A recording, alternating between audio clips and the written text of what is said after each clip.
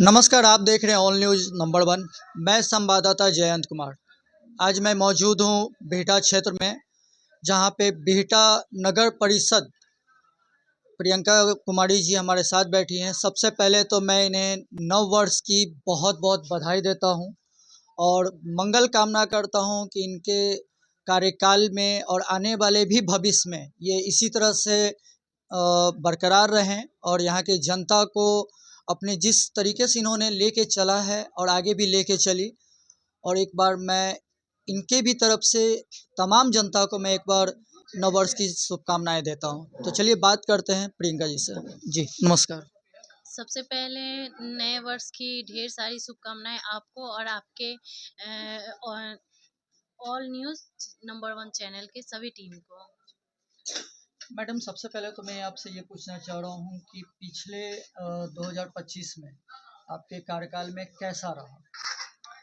अ, मेरे इलेक्शन के बाद चुनाव के बाद मैं जब पदस्थापित हुई हूँ, मेरा समय 3 साल कंप्लीट हो चुका है और 3 साल में लगभग हम 300 योजना कर चुके हैं और 85% नगर परिषद बिहटा का योजना पे काम हो चुका है।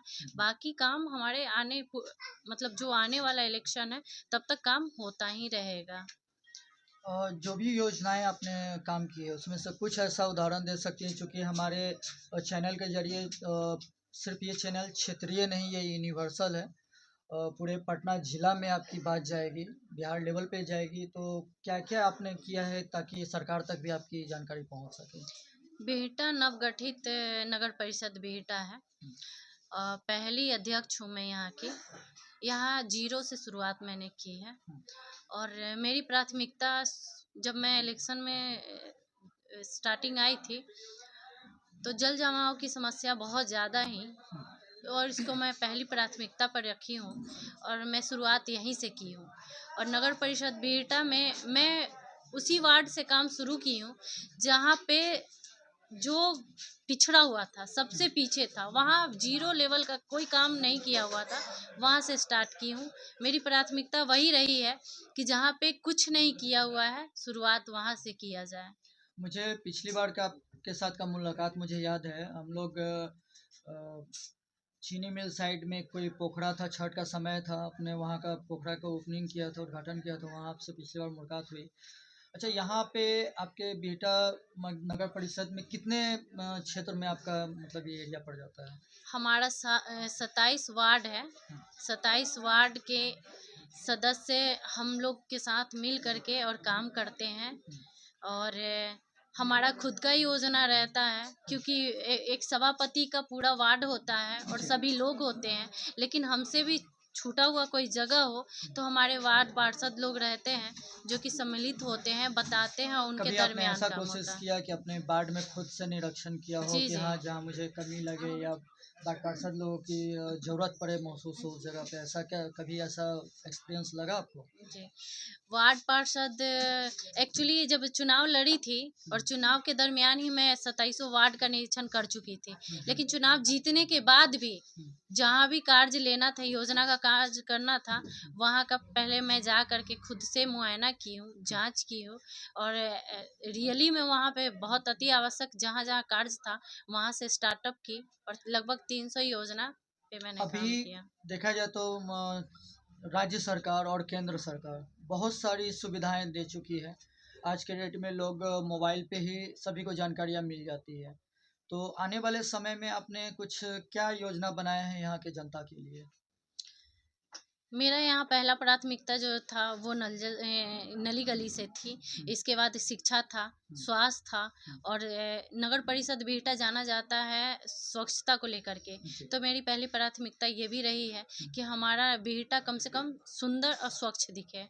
तो अभी इस प्रयास में हूँ। ये तो रहा, अब नया में कुछ ऐसा प्रोग्राम है कि कुछ और डेवलप किया जा सके बिहटा क्षेत्र का, और औद्योगिक क्षेत्र में या फिर विकासशील क्षेत्र में कुछ ऐसा प्लानिंग, थोड़ा सा हाईटेक। चूँकि अभी बिहटा में देखिए आपका ड्राई पोर्ट आ गया, आपका बिहटा जो क्षेत्र है, आपके कांधे पे बहुत बड़ी जिम्मेवारी है। आपका क्षेत्र जो है एयरपोर्ट है, आपका ड्राई पोर्ट आ चुका है। फिलहाल अभी आपका ये सरमेरा आपके क्षेत्र से जुड़ा हुआ है, बहुत सारी एरिया हैं। तो कुछ और क्या अनुमान रख रही हैं? शिक्षा को लेकर के रहता है कि जो बच्चियां गरीब गुरबा परिवार से आती हैं, जिनके शिक्षा का अभाव रहता है, उनके माता पिता पढ़ा नहीं सकते हैं, उसके लिए मैंने लाइब्रेरी का सुविधा उपलब्ध कराया है। उसका बहुत जल्दी मैं उद्घाटन करने वाली हूँ और वहाँ निःशुल्क फ्री ऑफ कॉस्ट मैं वहाँ पे सुविधा दूंगी। पढ़ाई का सुविधा जी, देंगे। बस ये रहे कि जहाँ मैंने ये नगर परिषद बिहटा के सौजन्य से बनाया है, तो बस उसका मेंटेनेंस चलता रहे, वो करते अच्छा, हुए वहाँ की महिलाएं, सुविधा। चूंकि पुरुष तो रोजी रोजगार कर लेते हैं, दुकानदारी, दुकान चला लेते हैं, सर्विस भी कर लेते हैं, चाहे प्राइवेट नौकरी हो या सरकारी जो भी हो। महिलाओं के लिए आपने कुछ योजना सोचा है? जैसे अभी हाल में सरकार ने 10-10 हज़ार रुपया जीविका दीदी को दिए हैं, तो उस विषय में कुछ आपने कुछ प्लानिंग किया है? महिलाओं के लिए मैंने 2-3 स्तर से काम किए हैं। एक जीविका वाला, जो कि उधर से मिलता है, और उसके लिए हमारे जो जहाँ मेरा घर है, वार्ड नंबर 8, वहाँ हमारे घर पे भी कार्यालय चलता है, और वहाँ की ही एक महिला है, वही चलाती हैं, जो आस-पास की पूरे 8 वार्ड की है।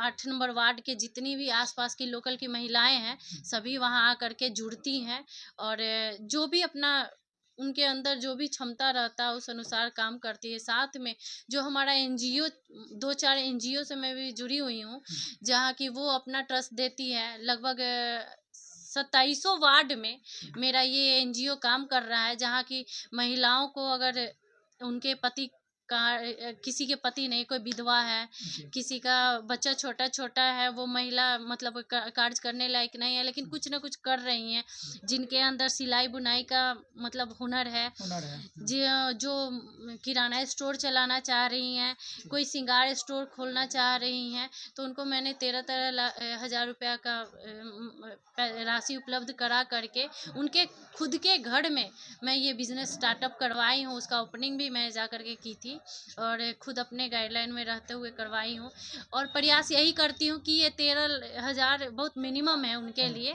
लेकिन स्टार्टअप यहाँ से करें, इसके उनके शुरुआत कहीं ना कार्यशैली, कहीं से शुरुआत होना हाँ, चाहिए। उनके कार्यशैली को देखते हुए सेकंड किस्त भी मैं उनको प्रदान करूँगी, ताकि एक्सप्लोर कर सके, और लगभग अभी उसमें 28 से 30 महिलाएं जुड़ चुकी हैं। जी। अच्छा, जो छोटी बच्चियां हैं उनके लिए जैसे स्वास्थ्य संबंधित हो गया, सरकार पैड मुहैया कराती है, स्कूल में किताबें मुहैया कराती है, और भी बहुत सारी चीज़ें होती है जो कि महिलाओं के लिए, महिला वर्ग एक जो किशोरावस्था से लेकर के वृद्धावस्था तक होता है, उस पीरियड में बहुत सारी चीज़ों का जिम्मेवारी होता है, खासकर महिलाओं के लिए। इसमें कुछ आपने कुछ तैयारी करने का सोचा है?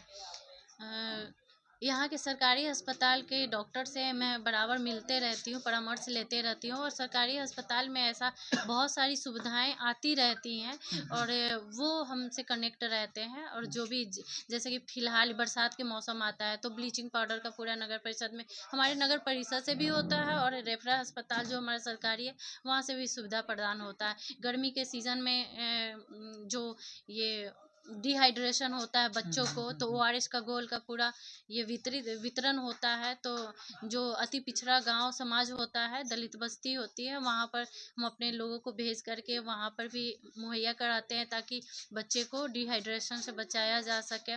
महिलाएं, बुजुर्ग, अभी ठंड का मौसम है, तो प्रयास करते हैं कि वहाँ अलाव का हर जगह सुविधा दे जरूरी पड़ता सके। है, हाँ। इसके बाद किन्हीं के पास घर नहीं है, तो उनका वो स्टॉल लगवा करके वहाँ कंबल और बेडशीट और पूरा वो टेंट गिरवा करके उन सबको रहने का सुविधा अच्छा, भी आपने अभी प्रदान घर के करवाते हैं। चर्चा की, इस बारे में इंदिरा आवास वगैरह में आपके क्षेत्र में कैसा चल रहा है? बढ़िया चल रहा है। 461 मैंने अभी तक इंदिरा आवास प्रधानमंत्री आवास योजना पे कार्य कर चुकी हूँ। इतना लाभुकों को लाभ दे चुकी हूँ, और प्रयास यही है, निरंतर रहेगा कि जितना से जितना अधिक हो सके इसका सुविधा मैं घर घर तक पहुँचा सकूँ। मैं खुद से कई घरों का मुआयना भी करती हूँ कि हाँ, यहाँ अति आवश्यक है, और हमारे दरवाजे से जो भी आ जाते हैं अपनी समस्याएं लेकर के, बस ये पता होना चाहिए कि सही में इनको ज़रूरत है, और ये जरूरत होना मजबूर है, इनके पास रहने का कोई साधन नहीं है, तो उसको भी देने का प्रयास करते हैं। तो अभी बातचीत में प्रियंका जी, जो कि बिहटा नगर परिषद से हैं, और इनके बारे में कहा जाता है कि नगर परिषद का कारभार लेके चलना बहुत बड़ी जिम्मेवारी होती है, और एक महिला हो कर के आज इनकी ही जवानी से हम लोगों ने जानने का कोशिश किया कि इनका कार्यकाल कैसा रहा और आगे भी इनका परियोजनाएं क्या हैं। और चूँकि पटना के बाद देखा जाए तो फतुहा क्षेत्र जो वो विकसित नहीं हुआ, लेकिन पश्चिमी क्षेत्र देखा जाए तो दानापुर के बाद बिहटा क्षेत्र डेवलप हुआ है, विकासशील हो रही है। और आगे भी चल कर के समय में भविष्य में इनके कांधे पे बहुत बड़ा दायित्व है बिहटा क्षेत्र का। तो देखते हैं आगे चल के इनका कैसा जनता के प्रति लगाव रहता है और कार्य रहता है। आप देख रहे हैं ऑल न्यूज़ नंबर 1 संवाददाता जयंत कुमार के साथ। और सभी को एक बार फिर से नव वर्ष की बहुत बहुत शुभकामनाएं। आपको भी ढेर सारी शुभकामनाएं। लाइक कमेंट शेयर सब्सक्राइब करो मित्र।